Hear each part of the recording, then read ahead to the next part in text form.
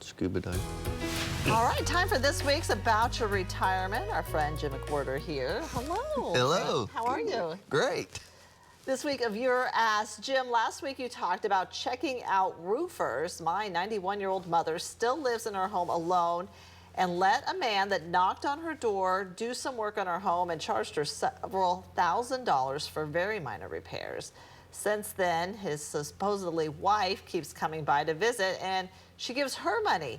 How can I help her understand the dangers of opening her door to strangers? I mean, it's so sad that these people prey It is, on and this is so common, Dana, and you know, we've talked about this off and on over the last 15 years, but I think it's first important to talk about why are our adult age generation, why are they so vulnerable? And so we've talked about this before, but I want to remind our viewers about this, and especially if you are one of our viewers that's an adult ager that lives at home alone, pay attention to this, please. And if you have grandparents, parents that are in that age bracket, then share this information with them. But first of all, they have a trusting nature.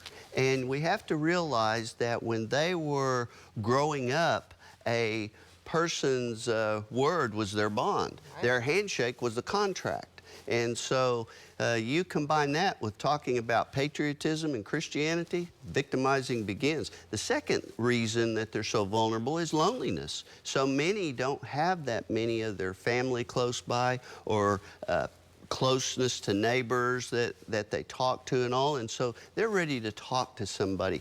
And I assure you, I've talked to scammers that we have prosecuted, and they practice looking in the mirror trying to figure out how to provide a fake emotional support.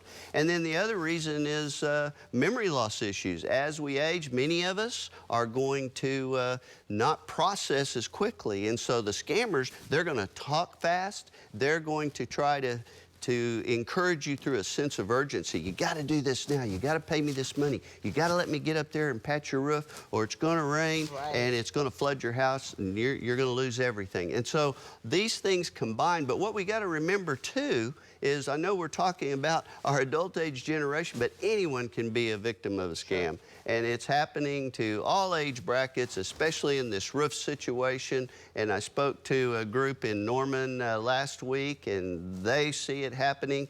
The 65 years and up are over a third of the victims, and that's why we're wanting to address this today, because there's been so much storm damage, hail damage, debris damage from tornadoes, and so you may be experiencing it. But here's the number one thing, Dana.